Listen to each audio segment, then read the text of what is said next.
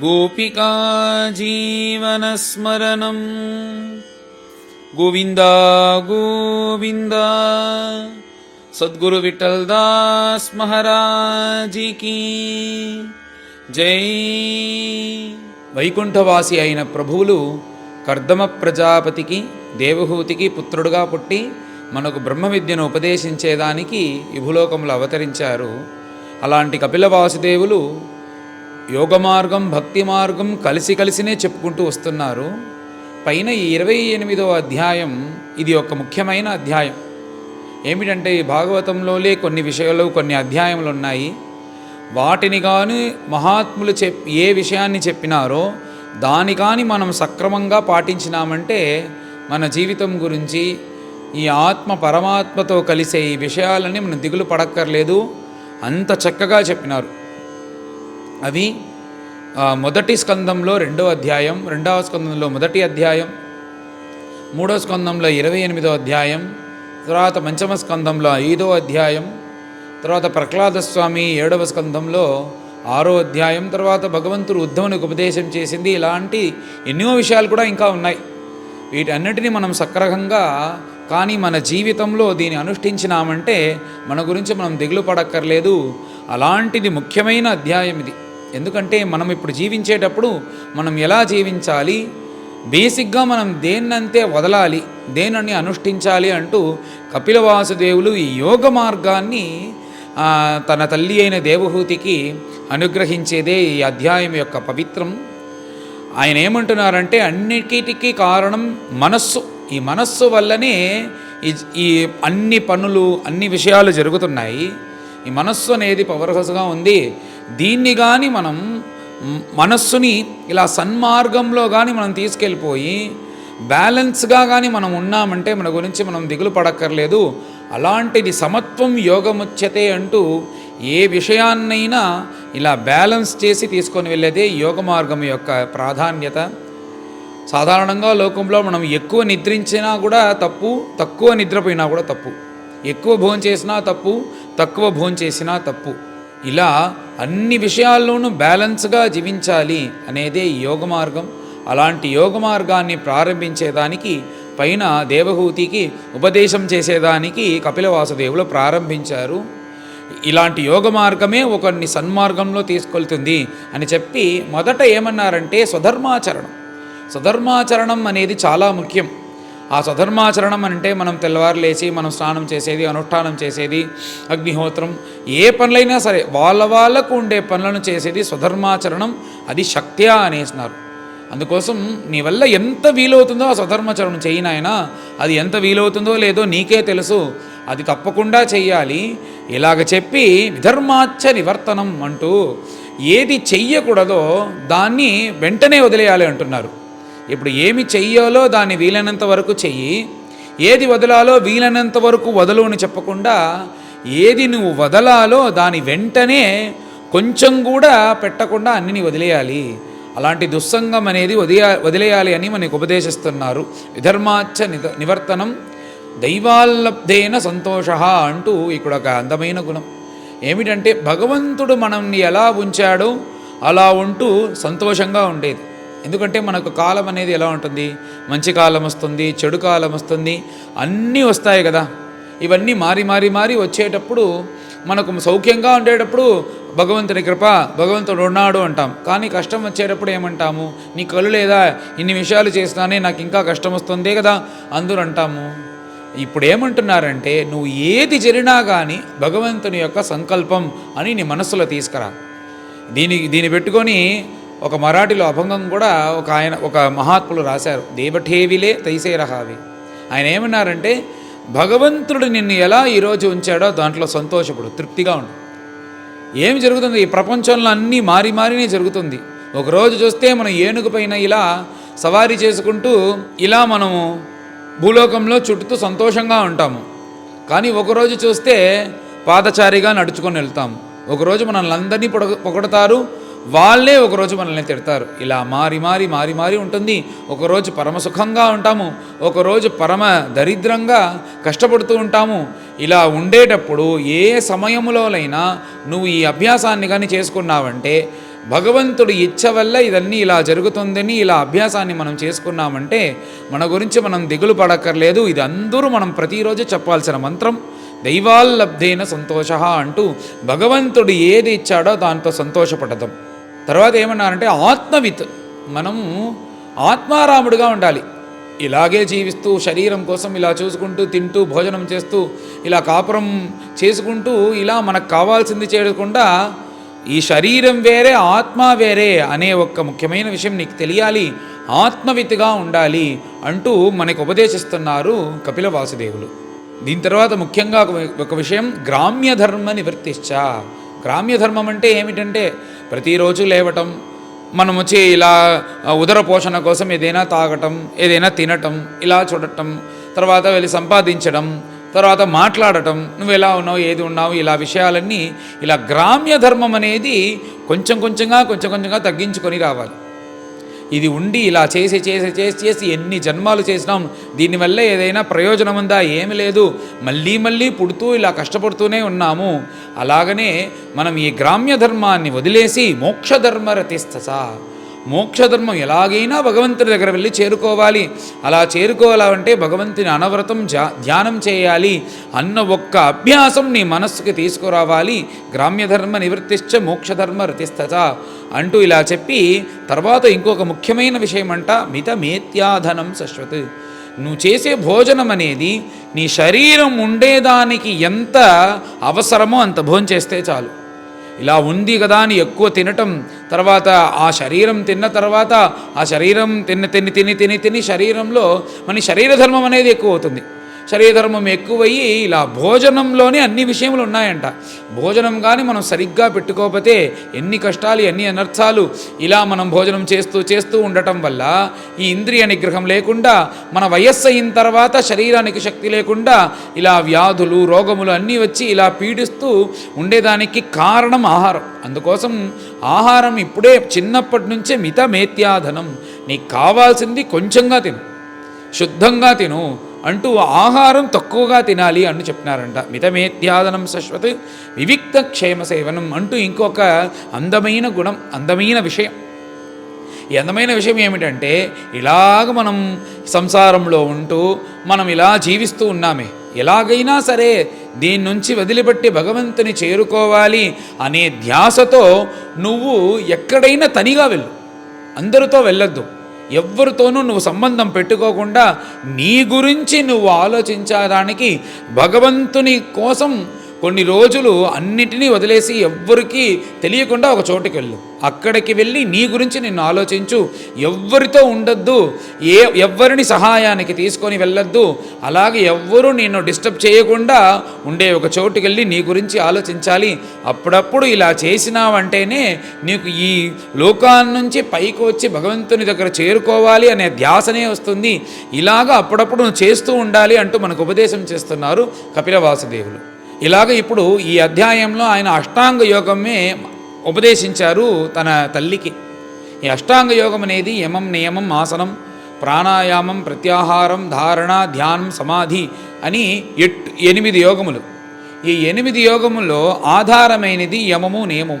ఈ యమం, నియమం, ఆధారం అనే కొన్ని విషయాలు వీటి మనం సరిదిద్దకుండా పైన వెళ్ళినామంటే ఈ ఆసన, ప్రాణాయామం ఇవన్నీ కూడా మనకు సరిగ్గా ఉపయోగపడదు. అందుకోసం బేసిక్గా ఉండే ఈ విషయాలన్నీ మనం సరిదిద్దుకోవాలి అంటూ మొదట ఆయన యమనియమంలో చెప్పేదే అహింస. అహింస అంటే ఎవ్వరిని హింస పెట్టకూడదంట. ఎవరిని హింస చేయకూడదు. నీకు ఎలా కష్టం ఉందో ఆ కష్టం వాళ్ళకి ఉంటుంది. అందుకోసం ప్రపంచంలో ఉండే వాళ్ళందరికీ నీ కష్టము అన్నీ ఒకటే. అందుకోసం ఎవరిని హింస పెట్టకూడదు, అహింసతో ఉండాలి. తర్వాత రెండోదిగా సత్యం. ఎప్పుడు నువ్వు సత్యమే చెప్పాలి, సత్యమే మాట్లాడాలి. నువ్వు అబద్ధం చెప్పకూడదని కూడా ఇక్కడ చెప్పలేదంట. నువ్వు సత్యమే మాట్లాడాలి. ఊరికే కూడా అబద్ధం చెప్పకూడదు అంటున్నారు. ఇలా ఊరికే చెప్పేదానికి మనం స్టార్ట్ చేసినామంటే, ప్రారంభించామంటే అది అలా వెళ్తూ ఇలాగే కొన్ని రోజులు చూసినామంటే అబద్ధం సరళంగా నోట్లో నుంచి వచ్చేస్తుందంట. అందుకోసం సత్యమే చెప్పాలి అంటూ సత్యంలో దృఢంగా ఉండాలి. మనం సత్యవంతుల్లా జీవించాలి అంటూ రెండవ గుణం. తర్వాత అహింస, సత్యం, అస్థేయం అంటూ మూడవది. అస్థేయం అంటే ఏమనే దొంగతనం చేయకుండా ఉండేది. అందరూ అనొచ్చు కదా, నేను దొంగతనం చేయటం లేదు, నా శ్రమతో నేను సంపాదిస్తున్నాను, నేను ఎవరిని ఏమార్చలేదు, నేను సరిగ్గానే ఉంటున్నానంటే అస్తేయం అంటే అర్థం అది కాదు. అది ఒక విధమైనది. మనం దొంగతనం చేయకుండా ఉండేది మంచిది. కానీ నీకు ఏదైతే అవసరం లేదో, నీకు అవసరం లేని ఏ వస్తువులు నీ దగ్గర ఉన్నా కానీ దానికి దొంగతనం అంట. అంటే ఏమిటంటే, నువ్వు భోజనం చేసినా నీ ఆకలి తీరిన తర్వాత నువ్వు ఏవైనా భోజనం చేసినావంటే అది దొంగతనం. నీకు ఉపయోగపడని వస్తువులు ఏదైనా మీ ఇంట్లో ఉంటే అది దొంగతనం. అంటే ఇప్పుడు ఎలా ఉందంటే, పెద్దలందరూ మన మహాపెద్దలు కాంచీపురం పెద్దలు చెప్పేటప్పుడు ఏమంటారంటే, నీకు ఏదైనా ఒక విషయం కావాలి అని అనుకున్నావంటే దాన్ని 7 రోజులు ఉండకుండా జీవించేదానికి నువ్వు ప్రయత్నించు. ఇలా మొదటి రోజు, 2 రోజు, 3 రోజులు అయిందంటే నీకు కావాలి కావాలి అనే ధ్యాస వస్తుంది. ఇలా 7 రోజుల తర్వాత కూడా నీ సంకల్పం అనేది కావాలి అని నీకు తోచిందంటే అప్పుడు కొనుక్కో, అంతవరకు కొనద్దు, అన్ని విషయాలను ఇలా చూడాలి అంటూ ఆయన చెప్పినారు. ఎందుకంటే ఇప్పుడు ఎలా ఉందంటే అన్నీ మనల్ని కొనిపించేదానికే కదా అన్ని రూపంలోనూ వస్తుంది. ఇప్పుడు మనం ఏదైనా ఆర్డర్ చేసినామంటే ఇంటికి వచ్చి తెచ్చి ఇచ్చేసి వెళ్ళిపోతున్నారు. ఇలా అన్నీ వస్తుంది కదా, ఇలా చేర్చి చూస్తున్నామంటే 1 నెల తర్వాత దాన్ని చూస్తే దీన్ని ఎందుకు కొన్నామనే మనకి తెలియకుండా ఇలా ఎన్ని సామాన్లు ఇంట్లో పడి ఉన్నాయి.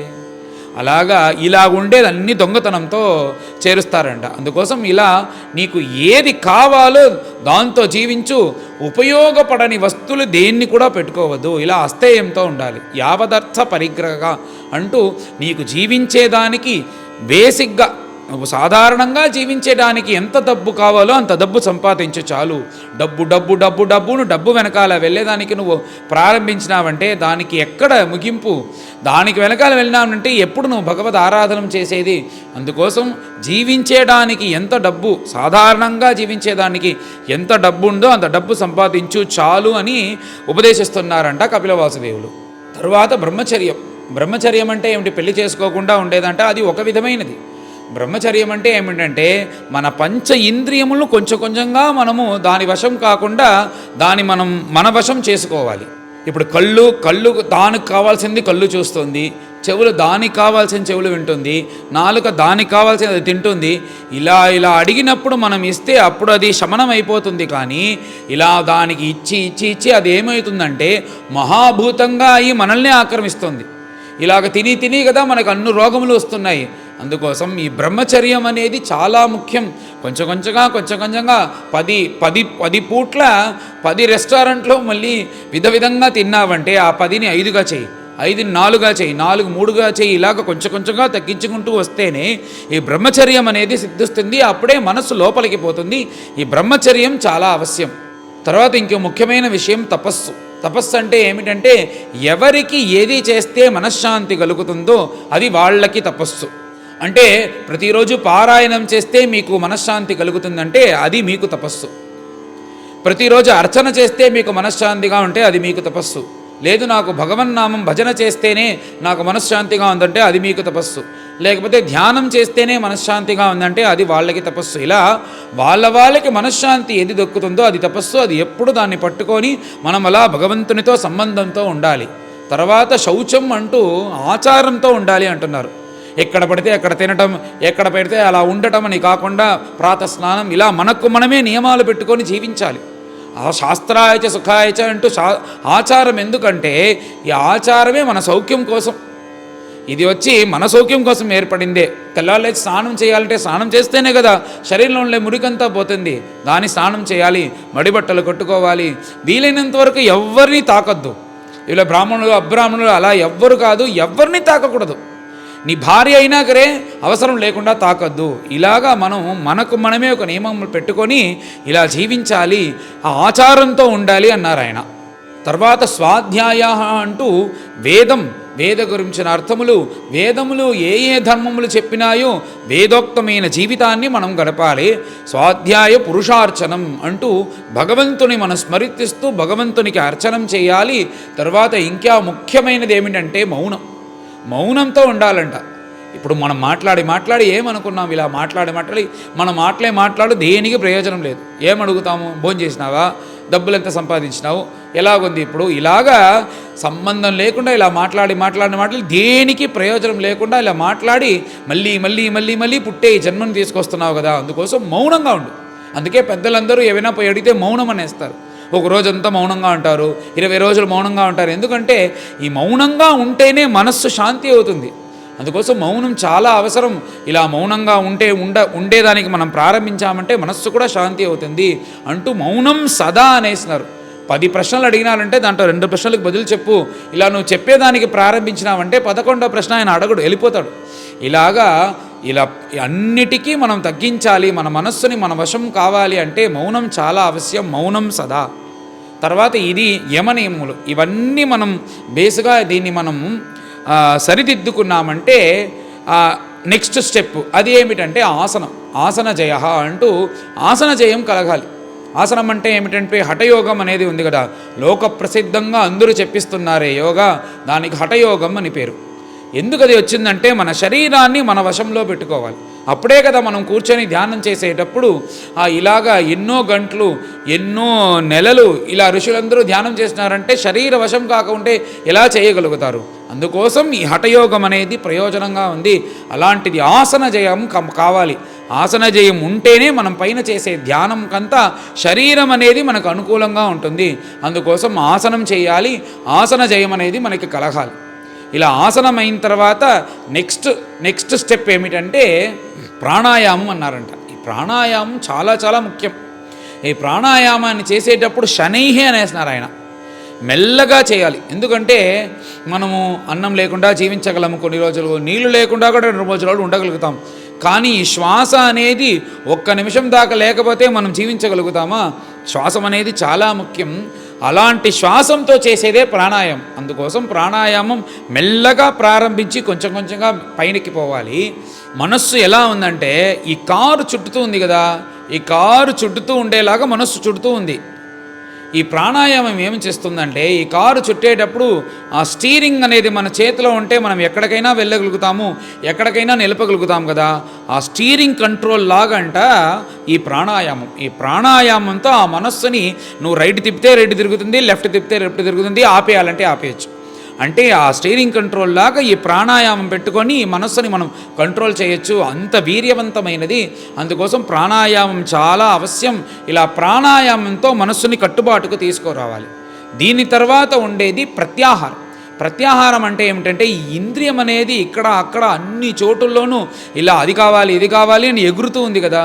ఇలా ఇంద్రియాన్ని తీసుకొచ్చి బయటకు వెళ్ళే ఇంద్రియం మనస్సుని లోపల తిప్పాలి, లోపల తీసుకువెళ్ళి ఒక చోట్లో ఉంచాలి. దానికి ప్రత్యాహారం అని పేరు. ఇలా లోపలికి వచ్చిన ఆ మనస్సు ఇంద్రియాన్ని ఒక చోటులో కూర్చోపెట్టి అక్కడ దానికి ఒక ఆవరణంలాగా, ఒక స్థానంలాగా, అధిష్టానంలాగా ఏదైనా ఇచ్చి దాన్ని కూర్చోపెట్టేదే ధారణ. ఇలా ధారణతో ఈ మనస్సుని ఒక చోట్లో కూర్చోపెట్టాలి. అది కూర్చోమంటే అప్పుడు మనం ఏం చేయాలి అంటే దానికి ధ్యానం అనే సాధనను ఇవ్వాలి. ధ్యానం అంటే ఏమిటంటే భగవత్ స్వరూపం, మంత్రం, నామజపం ఇలాంటిది ఏదైనా మనం ఇచ్చినామంటే ఆ మనస్సు అనేది ఎక్కడక్కడ పోకుండా అలే ఉంటుంది. ఇలాగన్నీ నువ్వు సరిదిద్దుకొని ధ్యానం చేసేటప్పుడు ధ్యానం అనేది ఎలా ఉంటుందంటే ఇలా దీపాన్ని కానీ మనం వెలిగించినామంటే బాగా అక్కడ ఇక్కడ ఇలా గాలి కొడుతుందంటే ఆ దీపం ఏమవుతుంది? ఆ గాలి ఎటుపక్క నుంచి వస్తుందో ఆ పక్క నుంచి ఇటు అటు అది సంచరిస్తూ ఉంటుంది. అలాగ ధ్యాన సమయంలో ఎలాగుంటుందంటే ఇటుపక్క అలాగా ఈ దీపంలాగా సంచరిస్తూ ఉంటుంది. ఆ ధ్యానం అనేది కూడా మనకి ఇంకా దృఢమైందంటే సమాధి స్థితికి పోతాము. అది ఎలాగంటే ఆ దీపం పైన ఏదైనా మనము ఇలా గ్లాస్ లాగా పెట్టినామంటే అప్పుడు ఏమవుతుంది? ఆ దీపం ఇటుపక్క తిరగకుండా అది అలాగే చిత్రంలో రాసినట్టు ఒకే చోట్లో ఎలా ఉంటుందో అదే సమాధి స్థితి. దీనికి తురీయ అవస్థ అని పేరు. ఇలా ఈ అవస్థకి గాను మనం వెళ్ళినామంటే మన గురించి మనం దిగులు పడక్కర్లేదు. భగవంతుడు భిన్నగా వచ్చి మనకు సాక్షాత్కరిస్తారు అంటూ అష్టాంగ యోగమును చెప్పి అలాంటి ఆ సమాధి స్థితిలో భగవంతుని ధ్యానం చేయాలి అని కపిల వాసుదేవులు అన్నారు. దీని తర్వాత ఇంకో ఒక ముఖ్యంగా ఈ ప్రాణాయామాన్ని చేర్చుకున్నారంట. ఈ ప్రాణాయామాయ దహే దోషాన్ ఇంకా ప్రత్యేకంగా మళ్ళీ ప్రాణాయామం గురించి చెప్తున్నారు. ఎందుకంటే ఈ ప్రాణాయామం వల్ల మన శరీరంలో ఉండే పాపములు తాపములు అన్నీ తొలగిపోతాయి అంటూ ఈ ప్రాణాయామం యొక్క మహిమను చెప్పి పైన ఎలాంటి భగవంతుని మనం ధ్యానం చేయాలి ఆ మనస్సులో అని ఇలా వర్ణిస్తున్నారు ప్రభువులు. ఏ ప్రభువుల యొక్క చరణారవిందం అందరూ ఇలా కావాలి అని ఈ లోకంలో చుడుతున్నారు. మహాలక్ష్మి చుడుతూ ఉంది, ఇలా దేవదేవులందరూ చుడుతూ ఉన్నారు, వేదమే ఎక్కడుందని వెతుకుతుంది, ఇలా ఋషులు వెతుకుతున్నారు. అలాంటి ఆ దివ్యమైన చరణాన్ని నువ్వు ధ్యానం చేయాలి.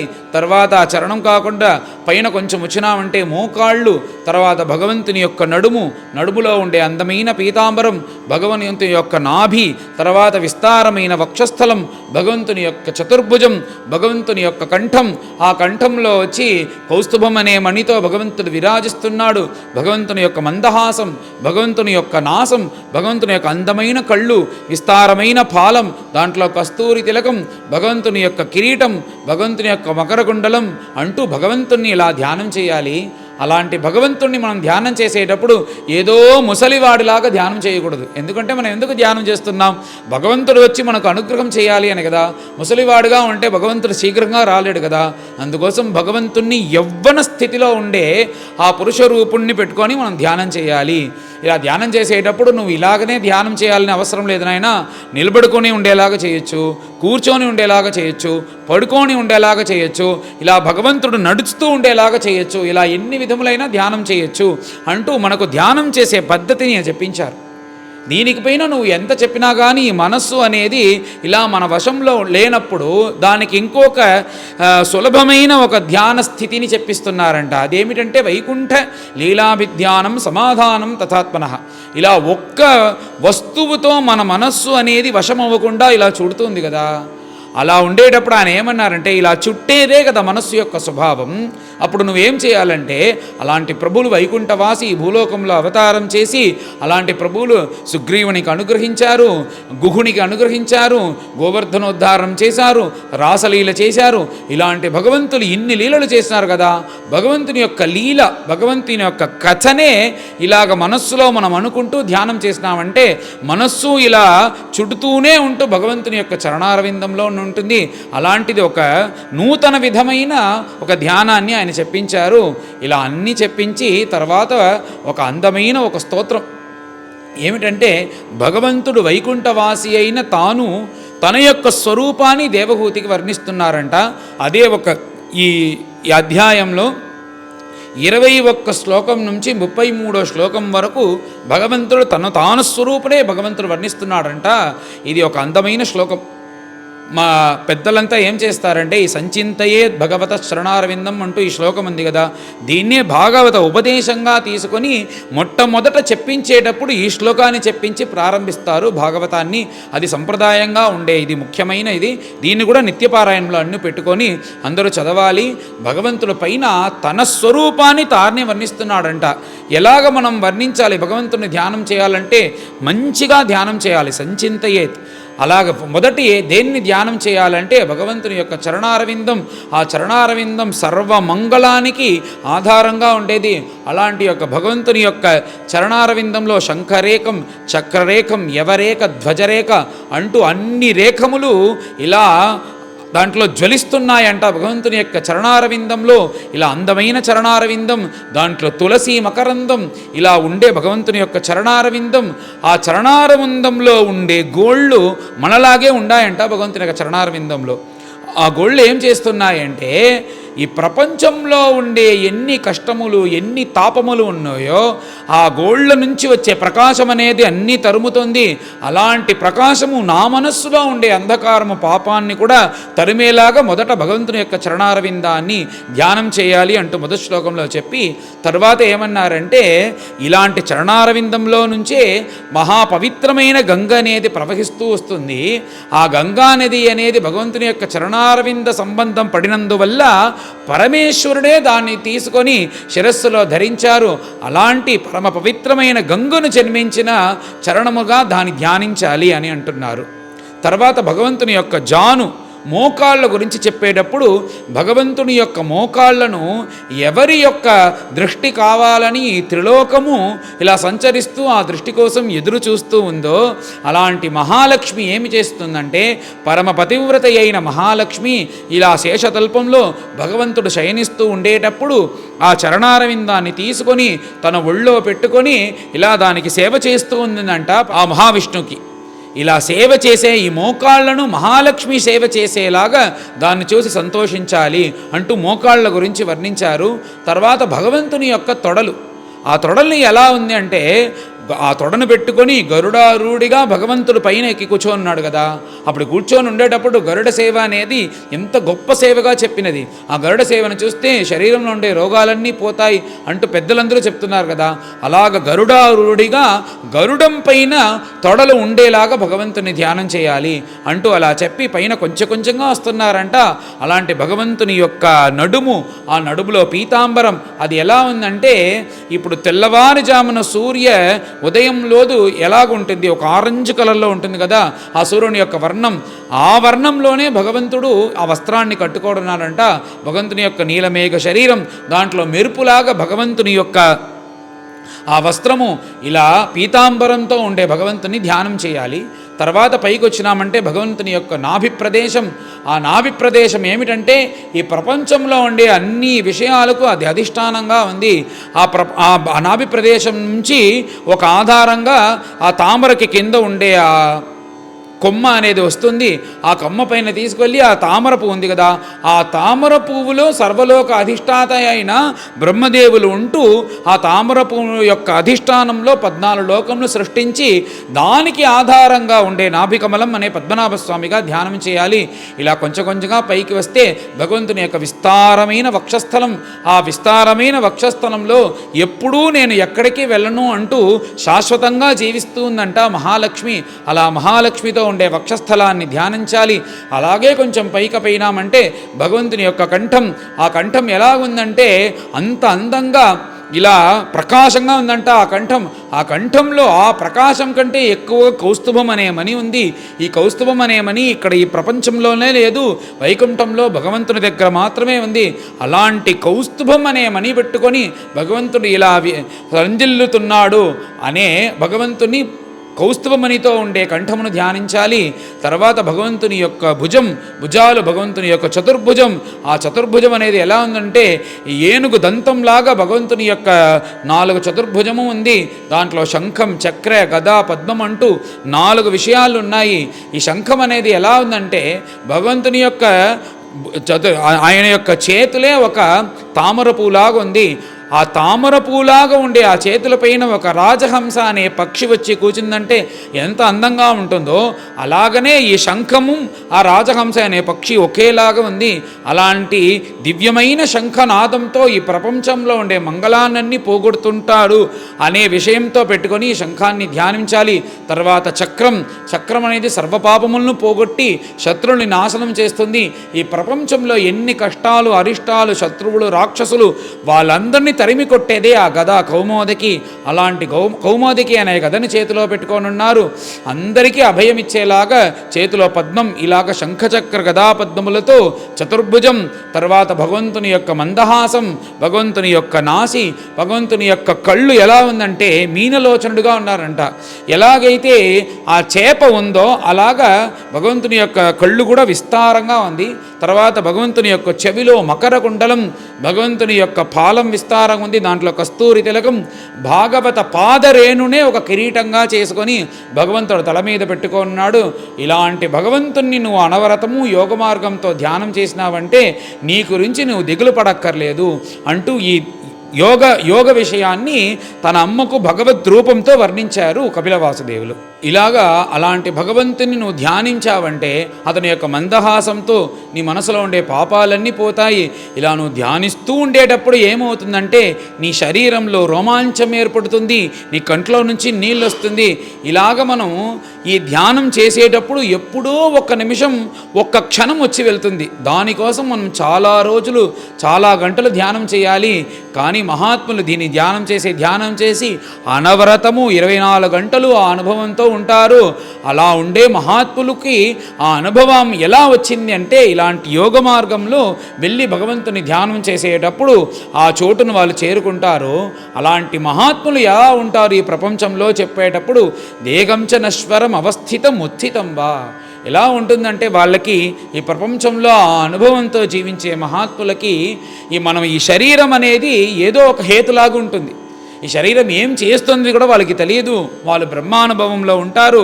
అలా ఉండేటప్పుడు ఈ శరీరం నిలబడుకోనుందా, ఏదైనా వ్యవహారం చేస్తోందా, లేకపోతే తింటుందా, కూర్చోనుందా, నడుస్తూ ఉందా, ఏమీ తెలియదంతా. దేగంచ నశ్వరం అవస్థితం ఉత్థితం వా. ఇలా ఉంటూ బ్రహ్మానుభవంలో ఉండే వాళ్ళకి ఈ శరీరమే ఒక చొక్కాలాగా ఉంటుందంట. మీకు అర్థమయ్యేదానికి చెప్పాలంటే, మనం శరీరంలో ఏదైనా వస్త్రం వేసుకొని ఉంటాం. మనకు తెలుసు ఈ శరీరం వేరు వస్త్రం వేరు అనేది లౌకికంగా మనకు తెలుసు. మనకు కావాల్సినప్పుడు ఆ వస్త్రం వేసుకుంటాము, వద్దన్నప్పుడు తీసి వేసేస్తాము. అదికి మనకి ఆ సమయంలో ఉండే సంబంధం అంతే. ఇది వేరు అది వేరు అని మనకి తెలుసు.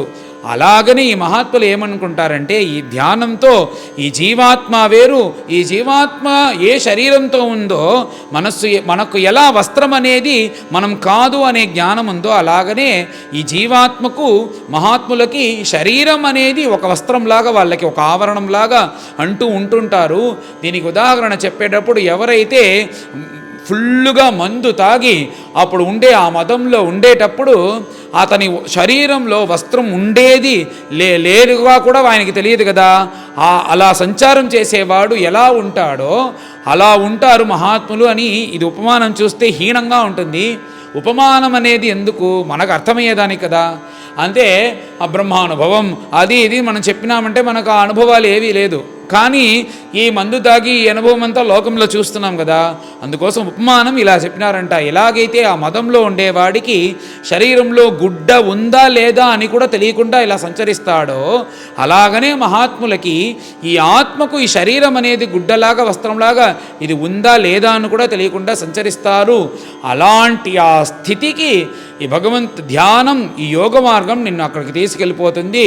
అలాగాని నువ్వు ఆ స్థితికి చేరుకున్నావంటే నీ గురించి నువ్వు దిగులు పడక్కర్లేదు అంటూ భగవంతుడు ఈ ధ్యాన యోగాన్ని తన తల్లికి ఉపదేశించారు. అన్నీ చెప్పేసి సరిగా భగవంతుడు ఏమంటున్నారంటే దేవహూతి దగ్గర, అమ్మ సర్వత్ర నేనే ఉన్నాను.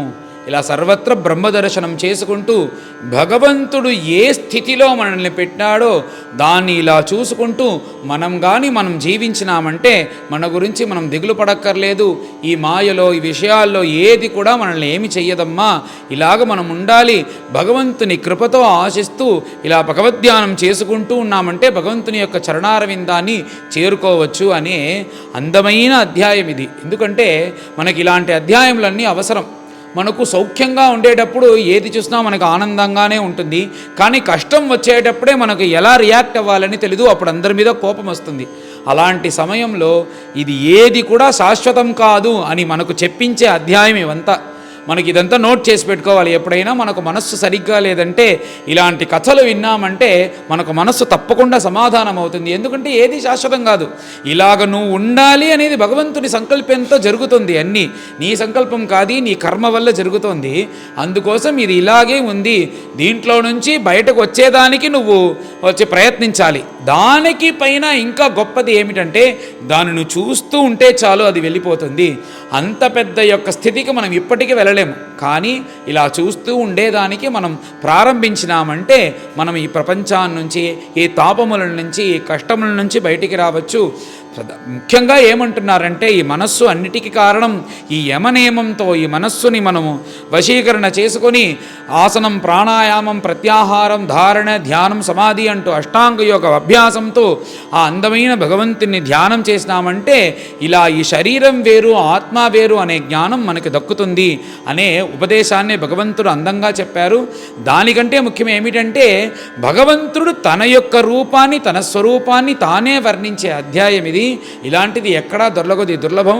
అలాంటిది సంచింతయే తన భగవత్ స్తుతిని కూడా పైన మనం నోట్ చేసుకొని నిత్య పారాయణంలో చెప్తూ ఇలా దీన్ని పారాయణం చేసుకుంటూ ఈ అధ్యాయం కథ వింటూ పైన మనం ఈ అధ్యాయాన్ని పారాయణం చేస్తాం. అథ అష్టావింశోऽధ్యాయః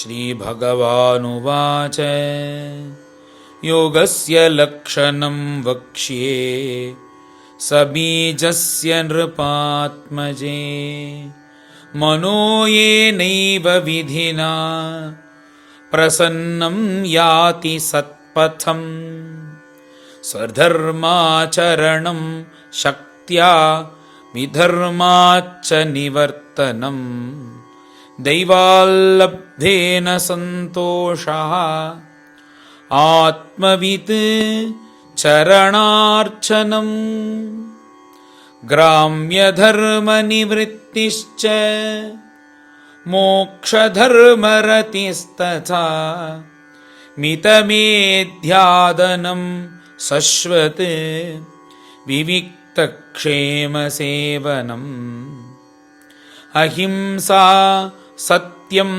అస్తేయం యావదర్థపరిగ్రహః బ్రహ్మచర్యం తపశ్శౌచం స్వాధ్యాయః పురుషార్చనం మౌనం సదా ఆసనజయః స్థైర్యం ప్రాణజయః శనైః ప్రత్యాహారశ్చ ఇంద్రియాణాం విషయాన్ మనసా హృది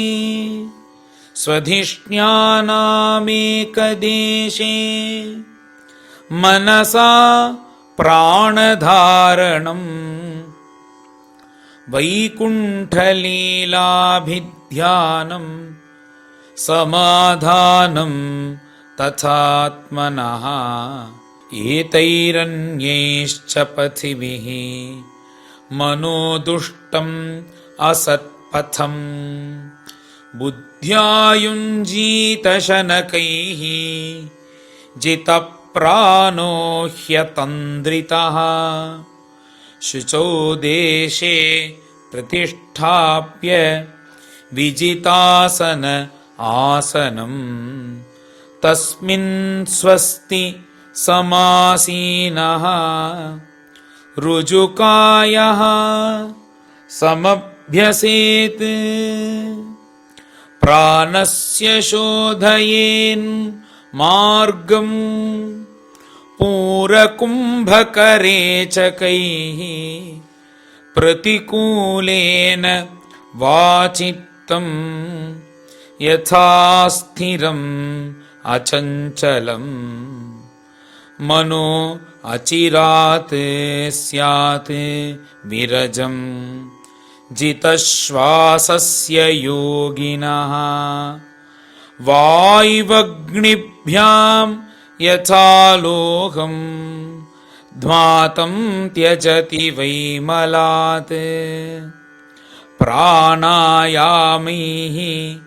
దహేత్ దోషాన్ ధారణాభిశ్చ కిల్బిషాన్ ప్రత్యాహారేణ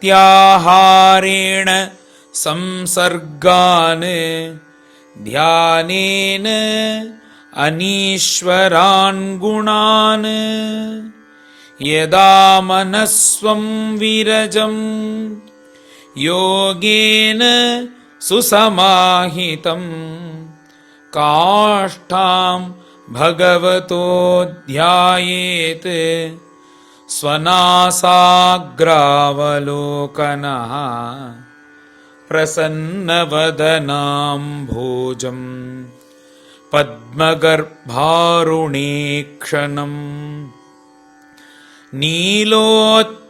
నీలోత్పలదలశ్యామం శంఖచక్రగదాధరం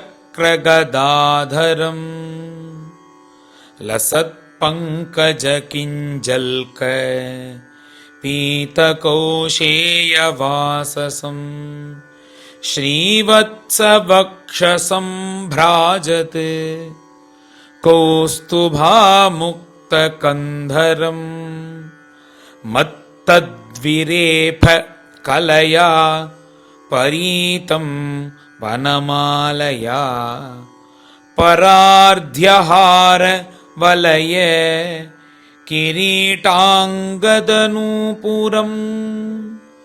కాంచీగుణోల్లసచ్రోనిం హృదయాంభోజమిష్టరం దర్శనీయతమం శాంతం మనోనయనవర్ధనం అపీచ్యదర్శనం శశ్వత్ సర్వలోకనమస్కృతం సంతం వయసి కైశోరే భృత్యానుగ్రహకాతరం कीर्तन्यतीर्थयशसं पुण्यश्लोकयशस्करम् ध्यायेद्देवं समग्रांगं यावन्नच्यवते मनः स्थितं व्रजन्तमासीनं शयानं वा गुहाशयं प्रेक्षणीय ईहितं ध्यायेत् शुद्धभावेन चेतसा तस्मिन् लब्धपदं चित्तं सर्वावयवसंस्थितं विलक्ष्यैकत्र संयुज्यात् அங்கே பகவதோ முனிஹி. இந்த எல்லா இடத்துலையும் பகவத் ஸ்வரூபத்தை மகான்கள் வர்ணிப்பா. அது நம்ம பகவத் ஸ்வரூபத்தை வர்ணிக்கிறது நிறைய இடத்துல பாகவதத்திலே இருக்குது. நாரதர் துருவனுக்கு உபதேசம் பண்ணுறார். இந்த மாதிரி நிறைய இடத்துல பகவான் இப்படி தான் இருப்பார், பகவான் இப்படி தான் இருப்பார்னு நிறையா பேர் உபதேசம் பண்ணி மேலே இப்படி தியானம் பண்ணு அப்படின்ற மாதிரிலாம் குரு மூலியமாக உபதேசம் பண்ணுறா, மகான்கள்லாம் பண்ணுறா. இங்கே என்ன இந்த கபிலர் இந்த திருத்தீய ஸ்கந்தத்தில் இந்த கபிலோபதேசத்தில் என்ன ஆச்சரியம்னா, சாக்ஷாத் வைகுண்டவாசியே தான் இங்கே கபிலராக பிறகுறார். அப்பேற்பட்ட கபிலர் அந்த வைகுண்டவாசியாக இருக்கக்கூடிய பிரபுவே தானே தன் ஸ்வரூபம் இப்படி இருக்குன்னு வர்ணிச்சுக்கிறார். இந்த சஞ்சிந்தையேத்துன்னு ஆரம்பித்து இது இது ரொம்ப முக்கியமான ஸ்லோகங்கள்.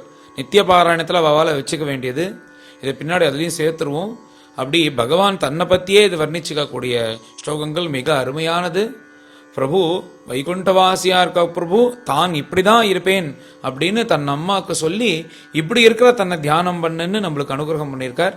அப்பேற்பட்ட இந்த பகவத் ஸ்தோத்திரத்தை, பகவான் தன்னைத்தானே வர்ணிச்சுக்கிற இந்த ஸ்தோத்திரத்தை மேல எல்லாரும் பாராயணம் பண்ணுவோம். சஞ்சிந்தயேத் பகவதச்சரணாரவிந்தம் வஜ்ராங்குஷ ध्वजसरोरुहलाञ्छनाढ्यम् उक्तुङ्गरक्तविलसत् नखचक्रवाल ज्योत्स्नाभिराहत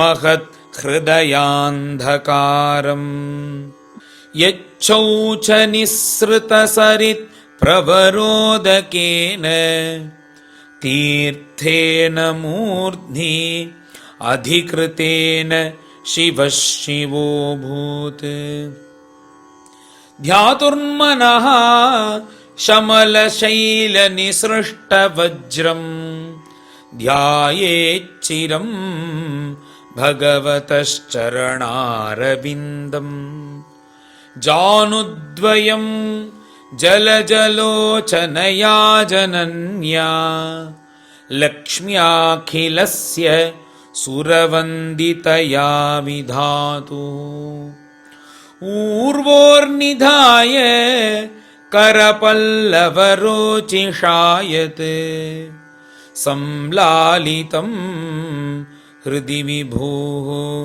अभवस्य कुर्यात् ऊरू सुपर्णभुजयोः अधिशोभमानो ओजो निधि अतसिका कुसुमावभासौ व्यालम्बिपीत वरवाससि वर्तमान काञ्चीकलाप परिरम्भि नितम्बबिम्बम् नाभिह्रदम् भुवनकोशगुहोदरस्थम् यत्रात्मयोनिधिषणाखिल लोकपद्मम् व्यूढं हरिण्मणि वृषस्तनयोरमुष्य ध्यायेद्वयं विशदहार मयूखगौरम्